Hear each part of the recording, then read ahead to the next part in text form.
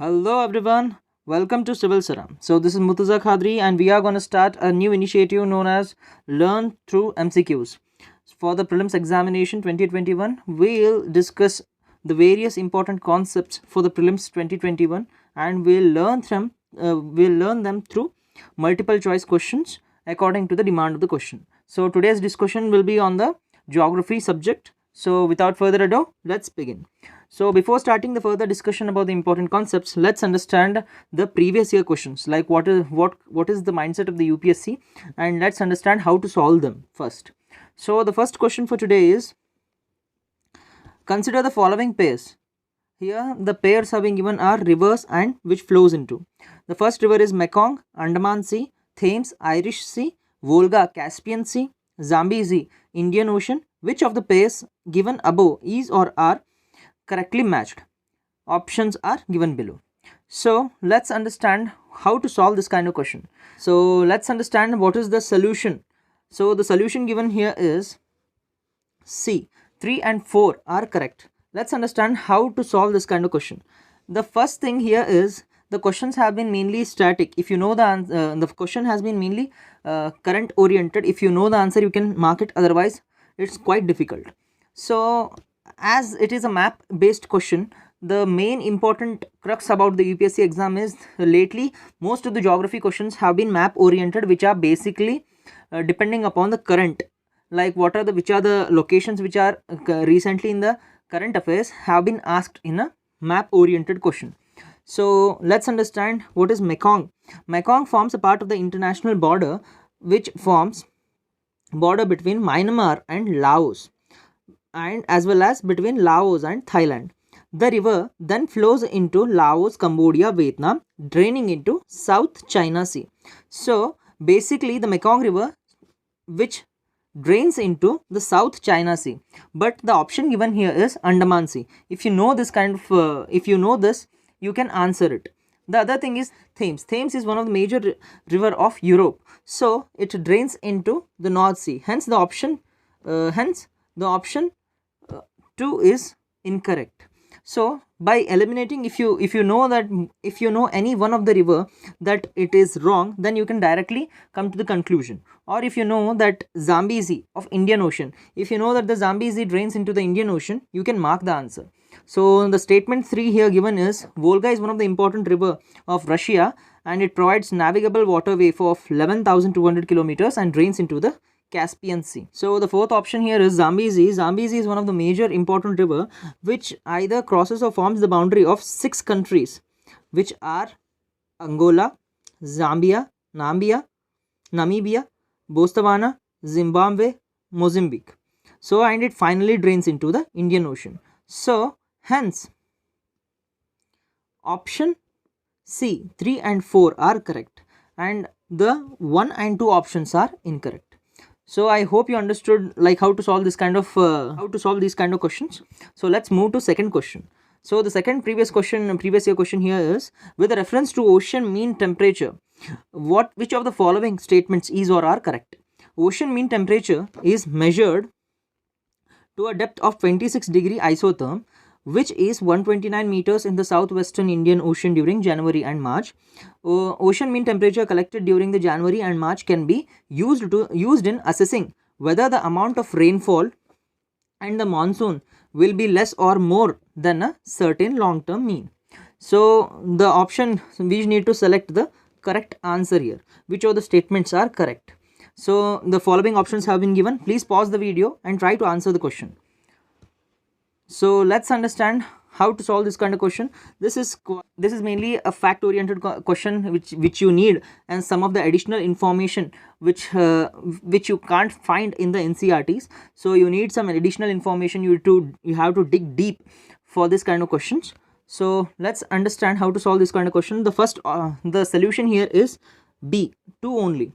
So only the statement 2 is correct and the first statement is incorrect.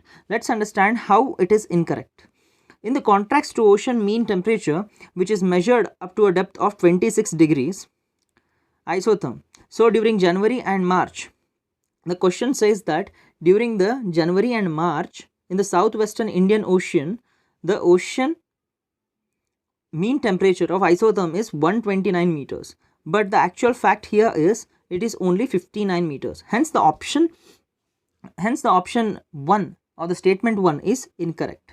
So the statement 2 here given is the sea surface temperature during January to March, mainly to assessing the weather and the amount of rainfall in the monsoon, will be less than or more than a certain in long term mean. So the statement 2 given here is the sea surface temperature routinely used in predicting the total amount of rainfall in India receives during the monsoon season will be less or more than the long term mean. However, the ocean mean temperature has better ability to predict the sea surface temperature. So the ocean mean temperature will be a better instrument to predict the sea surface temperature. So you can solve this by even having an intelligent guess. As you know that if you go through the previous year question, most of the questions, whenever the UPSC provides you a data, like I'm not telling 100%, most of the time, like mostly like 70 to 75%, most of the time the data given by the UPSC might be wrong. You should be aware whenever this kind of data comes. So the here the data given is 26 degree and the another data is 129 meters deep. So most of the time the data given here is false, so it might be a trap. If you know this kind of cheat code, you might easily take a guess by providing, and you can eliminate the first option here, and you will have only two options. You will have 50-50 chances of getting the right answer. So you can have an intelligent guess over that time. So I hope you understood how to solve this kind of questions. Let's move forward and understand the third previous year question. The third question here is jet streams. Consider the following statements. Jet streams occur in the northern hemisphere only. Only some cyclones develop an eye. The temperature inside the eye of a cyclone is nearly 10 degree lesser than that of the surroundings. Which of the statements here are correct? So we need to find the correct statement from the four options, which are 1 only, 2 and 3 only, 2 only, and 1 and 3 only. So you should you pause the video and answer. You take your time and answer the correct option here. So let's understand. So let's understand the solution. So the solution given here is 2 only. Only the second statement is correct. How? Let's understand how. The first statement is incorrect. Why it is incorrect is jet streams are high altitude westerly wind system. It blows at a height of 6 to 10 kilometers from the surface of the earth and at a very high speed of 450 kilometers per hour in a wavy form at both the hemisphere. In the question they have mentioned only in the northern hemisphere, but the jet stream blows in both the hemisphere, both in northern hemisphere and also in the southern hemisphere. So the statement 1 is incorrect, and the statement 3 given here is also incorrect. Like here in the statement 3, the temperature inside the eye of a cyclone nearly 10 degree less than that of the surrounding. So it is 10 degree they have mentioned here. So why it is wrong, let's understand. The center of the cyclone is known as eye of the cyclone. The eye is a calm region where there is no rainfall at the eye of the cyclone, and it experiences a high temperature. It experiences a high temperature and a low pressure with the cyclonic system. Hence the option C is incorrect, and the statement 2 is correct because some of the cyclones are very weak. Hence there does not form an eye, and its eye may be unrecognizable at some times. So some of the cyclones may only some of the cyclones may develop an eye. So most of the cyclones may not develop eye. So you can also solve, if you don't know the actual facts about all the three statements, you can make an intelligent guess, as the statement here consists of extreme word, which says that jet streams occurs in northern hemisphere only. And you can eliminate the two statements A and D, as it has extreme only here. So you can also eliminate by providing that the temperature inside the eye of a cyclone is 10 degree lesser. if you know the fact that the it has highest temperature at the center, then you can eliminate it. Option, which is option C. So let's discuss the next question. The next question here is, consider the following pairs. Here the sea and the bordering country is given. So the first pair is Adriatic Sea and Albania, Black Sea, Croatia, and Caspian Sea, the bordering country is Kazakhstan, Mediterranean Sea, Morocco, Red Sea, Syria. We should mark the correctly matched. Which of the pairs are correctly matched? So the option given below are these. So let's understand the solution. The solution given here is option B, 1, 3 and 4 only. Let's understand how to mark a correct answer in this kind of question. Whenever this kind of question comes, as you all know that the map oriented questions are mostly current affairs based. So whenever a country or a ocean which is in news, you can expect that question might come in the UPSC prelims. So be aware while reading the newspapers. So here you can see that Adriatic Sea, Albania. Here the Adriatic Sea is touching, it is bordering with Albania, and the second option is Black Sea and Croatia. So the Croatia is here and the Black Sea is here. You can easily eliminate the second option. So if you eliminate the second option, you will directly get the answer as B. So if you know that fact, if you know a single fact, you can directly get into the answer. So let's move forward and understand the next question. So the next question here is, on the 21st June, the sun does not set below the horizon of Arctic Circle. Option B, does not set below the horizon of horizon at Antarctic Circle, shines vertically overhead at noon on the equator, shines vertically overhead at the Tropic of Capricorn. So the correct answer here is option A. It does not set below the horizon of Arctic Circle. Let's understand how. So on 21st June, at the northern hemisphere is tilted towards the sun. So let's understand the concept. As the earth is quite tilted, it is not straight, it is tilted at some angle. So these are the three lines: Tropic of Cancer, Equator and Tropic of Capricorn. So on the 21st June, the sun will be directly on the Tropic of Cancer. Hence, due to which the rays of sun fall directly onto the Tropic of Cancer, and the places beyond the Arctic Circle experience continuous daylight for about 6 months. So the statement A is correct. So on 21st June, the sun never sets at the Arctic Circle. So it does not set below the horizon of Arctic Circle. So the option A, basic of if you know the basic and you have studied the basic from the NCERT book, you can easily mark this answer. It is quite easy if you know the concept. So let's move forward and understand some of the questions. First statement is, Alluvial soil is also known as self-flowing soil. Black soil is important for growing plantation crops. Saline soils are found in the arid and semi-arid regions and even in the waterlogged and swampy areas. Which of the statements here is correct? So the first, so you should mark the correct answer from the following options given below. So pause and answer the question. So let's understand what is the answer here. So the answer here is only C, only 3 only. Both 1 and 2 statements are incorrect. Let's understand how. So the first statement is incorrect because the black soils are the soil which are clayey, deep and impermeable. They swell and become sticky when wet and shrink when dried. So during the dry seasons, the soil developed wide cracks, hence they are known as self-flowing. Black soils are self-flowing soil. So the statement 2 is incorrect. Black soil is the only important for growing crops like cotton, sugarcane. Laterite soil is for plantation crops. Black soil is for cotton and sugarcane. Laterite soil is for plantation crops. So the statement 3 here is correct. Let's understand how. The saline soils are found in the arid and semi-arid and even in the waterlogged and swampy areas. So the saline soils are known as Usara soil, and saline soils contain a larger proportion of sodium, potassium, magnesium. Thus they are infertile and they does not support any kind of vegetative growth.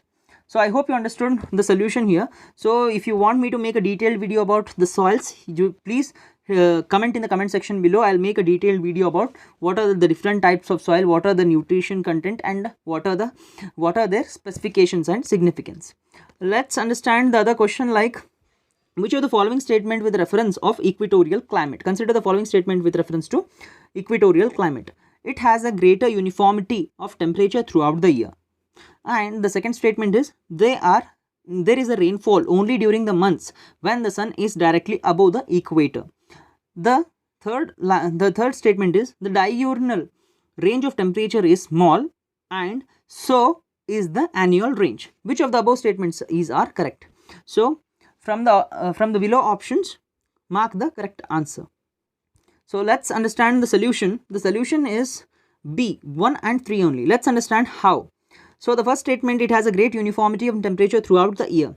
So the statement 1 is incorrect, is correct because the equatorial climate has a great uniformity of temperature throughout the year, and the rainfall is distributed throughout the year. Hence, the statement 2 is incorrect because the statement given only during the months when the sun is directly above the equator, the rainfall is there. So the rainfall is throughout the year in equator. And the other thing is the statement 3. The statement 3 is the diurnal range of temperature. There is no distinct dry and winter. All the year rain cause a moderating effect throughout the year. So the third statement is also correct. So let's gather the more information about the equatorial climate. The equatorial climate is a hot, wet climate found between 5 degrees north and south of the equator. So it covers the lands like Amazon, Congo, Malaysia, etc.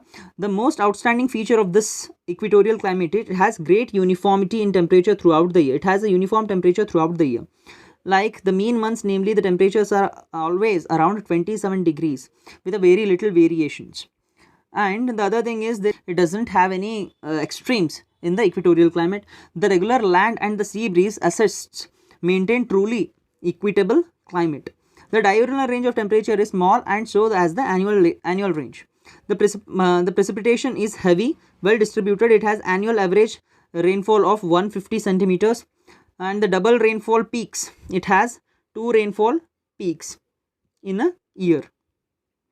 It is the equatorial climate, and the double rainfall peaks coinciding the equinoxes and the characteristic feature of the equatorial climate, which is not found in any other type of climate. It has a unique feature of double rainfall peaks. So I hope you understood what are the different things about the equatorial climate and the other features about it. So let's move to the next question. So the question given here is, which of the following countries border Persian Gulf? So the options are Kuwait, Iran, Yemen, Oman. So we need to select the correct answer from the options given above. So let's answer it. So the solution for this question here is solution A, 1, 2 and 4 only. So let's understand how.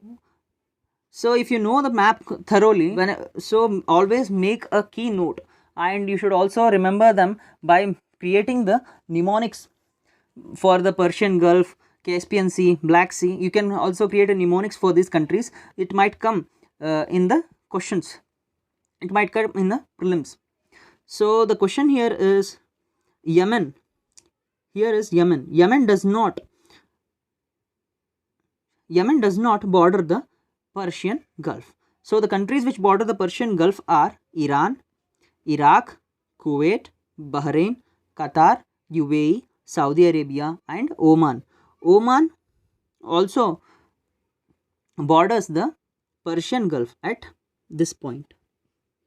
There is a point here where at the Strait of Hormuz, where the Oman borders the Persian Gulf. If you have studied the map thoroughly, you can easily answer this kind of questions. So let's move forward and understand the next question. So the question here is, consider the following statements regarding the migration trends as per 2011 census. So the first statement here is intrastate migration is dominant than the interstate migration, and there has been a decrease in the intra-district migration as compared to 2001 census. The third statement is there is a decrease in the intra-district migration that suggests the people are not able to find better opportunities closer to their homes.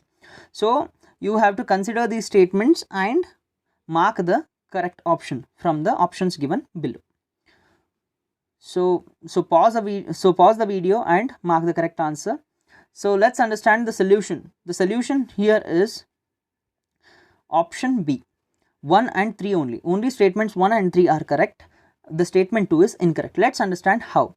The statement 1 says that the intrastate migration is dominant than the interstate migration.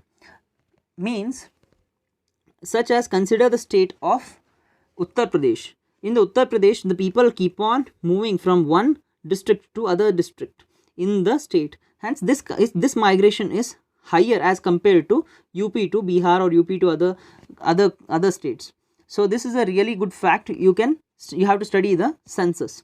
So the other statement here is intra-district migration is increased from 33% to 45% between 1991 2001 to 2001 to 2011. It has increased, as we might think that the intra-district migration has been decreasing as the people keep on moving to the metropolitan cities.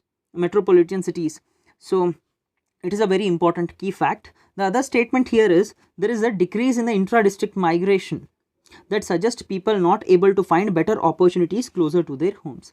The reason for the intra-district, the reason for decrease in the intra-district migration, people are not able to find better job opportunities closer to their homes. That's why the people are moving to the different districts or different states. So let's have a more information about the census 2011. The interstate and intrastate migration between 2001 to 2011, there is an increase in the growth rate of migrants headed to the other destinations within their own states as compared to the headed outwards. And it came down, the number of interstate migrants grew 55% between 1991 and 2001, and this came down to 33% in 2001 to 2011. So in contrast to the rate of growth, so-called inter-district migrants has increased from 30% in 1991 to 58% in 2001 to 2011. So the other thing is the growth of inter-district migration, there is an increase from 33% to 45% in 1991 to 2011.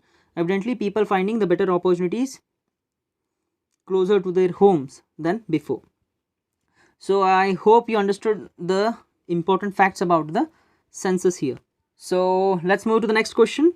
So which of the following capital cities lie closest to the Indian Standard Time longitude? So the options are A, Lucknow, B, Raipur, C, Ranchi, and D, Bhubaneswar. So as you all know the Indian Standard Time, so which of 82.5 longitude east, so which capital city lies closest to that? So answer it. So the solution is B, Raipur of Chhattisgarh. So here is Raipur. So it's a basic factual question. If you know the answer, you can easily mark the correct answer.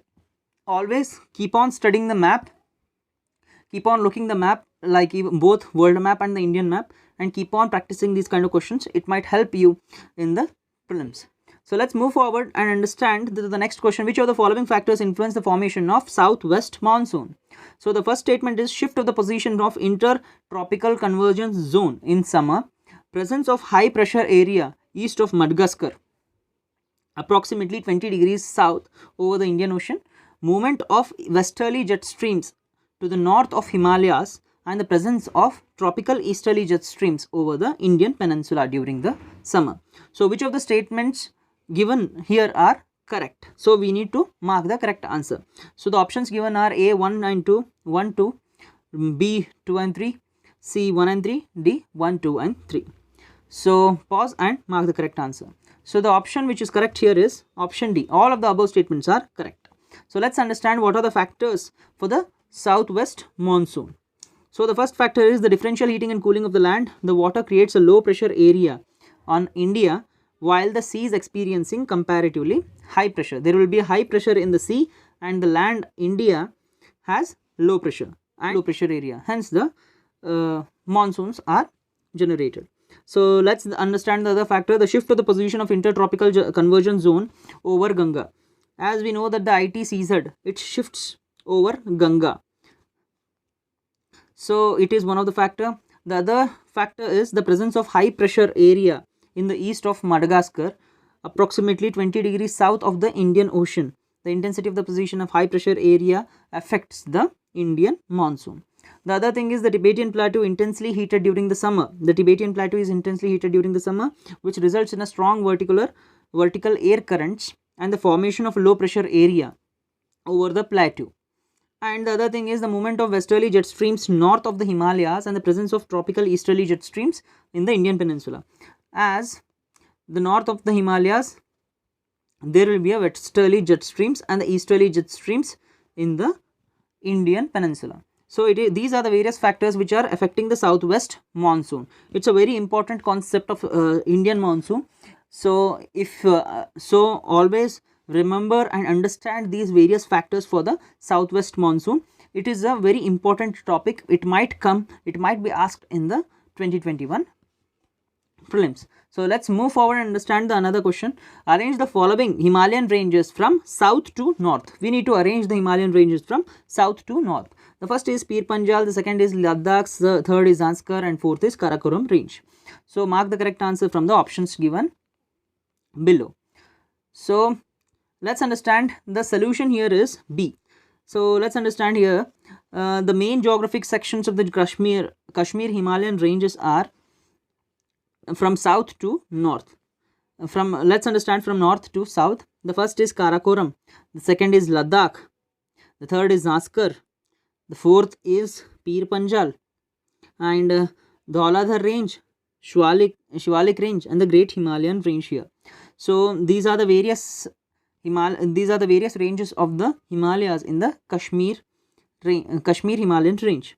So it might be a probable question in the UPSC prelims, and similar kind of questions might also be asked. So be thorough with this mountain ranges and even the rivers from north to south and east to west. These are very, very important for the prelims.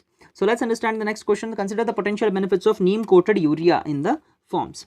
The first option is it increases the solubility of urea in the water. And the second statement is it leads to the reduction of pest and diseases attack. The third is it increases the ammonia and violation and controls the atmospheric pollution. Which of the above statement here are incorrect? So we need to mark the incorrect answer here. So from the statements given above. So pause and answer the question and comment in the comment section like which of the how many questions are correct. How many of your questions are correct? So let's understand the solution here. The option given here is incorrect. So statement 1 and 3 are incorrect and statement 2 is correct. Let's understand how. The first statement is incorrect. It increases the solubility of urea in water. So let's understand how. Urea is highly soluble and it results in nitrification. Denitrification reduces the efficiency. If the urea is coated with the neem, the loss can be minimized by coating the urea and makes it slow release in the fertilizer, and it will also reduce the ammonia volatilization and controls the atmospheric pollution. It protects the environment and favors the environment.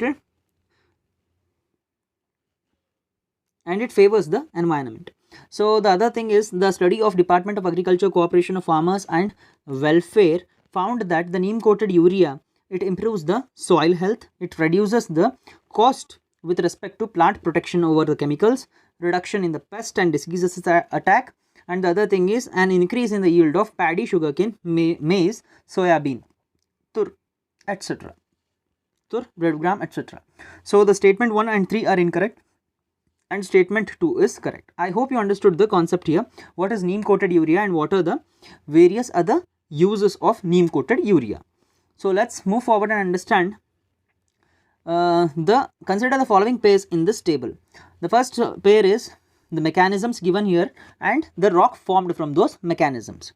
So the first mechanism is mechanically formed sedimentary rock, which is sandstone, or the second is organically formed sedimentary rock is rock salt, chemically formed sedimentary rock is shale. So which of the following here are correctly matched? So pause and solve the question here. So let's understand the solution. The solution here is A, 1 only. Here is A, 1 only. So let's understand why 2 and 3 are incorrect. So the sedimentary rock are formed by the addition of sediments. So the 3 basic types of rocks are igneous, sedimentary and metamorphic rock. Like what are igneous, what are sedimentary rock and what are metamorphic rock, please go through the NCERT and study the concept. If you have any doubts and queries, please do in the comment, please let me know in the comment section below. I'll make a video and make sure that you understand all the different types of rocks and their uses. So here is the sedimentary rocks, the clastic sedimentary rocks, which are breccia, conglomerate, sandstone, siltstone, shale, are formed by mechanical weathering. So the shale is formed by mechanical weathering, and even the sandstone is also formed by mechanical weathering. So the second option, which is incorrect, the organically formed sedimentary rocks, rock salt. The rock salt is formed by chemical sedimentary rock, which and some of the other example of chemical sedimentary rocks are iron ore, chert, flint, and some of the dolomites and limestones, etc. And the other thing is organically sedimentary rocks are coal and some of the dolomites and some of the limestones, which are formed due to the accumulation of plants and animal debris. So these are the concepts of, so this is a very basic and additional information about the sedimentary rocks and what are the different types of sedimentary rocks and how are they formed and what are the procedure involved in those sedimentary rock formation. So I hope you understood the concept and the different types of rocks. So let's move forward and understand the next question. So consider the following pairs given below. Cropping season. So we need to mark the correct pairs, the cropping season and the crops grown in that season. So in the Kharif, the first is Kharif, barley, Rabi, wheat, Zaid, pumpkins. Which of the following pairs are correctly matched from the options given below? Pause and answer the question. So the answer here is B. Only 2 and 3 statements are correct. Statement like pair 2 and 3 are correct. Let's understand the different types of crops. Kharif season is from June to September, and Rabi season is from October to March, and Zaid season is from April to June. These are the major cropping seasons of India. So what are the crops grown in the Kharif season are rice, cotton, bajra, maize, jawar, tur. In the southern states, rice, maize, ragi, jawar and groundnut. So they have provided barley. Barley is a Rabi crop here. Hence the pair 1 is incorrect. So what are the different types of Rabi crops are wheat, gram, rapeseeds, mustard and barley, rice, maize, ragi, groundnut and jawar. And the third season, the crops which are grown are vegetables, fruits and fodder, rice, vegetables and fodder. So these are the various crops which are grown in the 3 major cropping seasons. And statement only, hence the pairs 2 and 3 are correct. So these are the various MCQs, these are the various questions which I wanted to discuss you guys. I hope you understood the various concepts and the questions which I have been explaining throughout. So if you have any doubts and queries, please do comment in the comment section below. So I hope you understood. Please hit a like for this video and share among your friends, and if you are new to our channel, and subscribe the video. So thank you very much guys. Let's meet in the next session.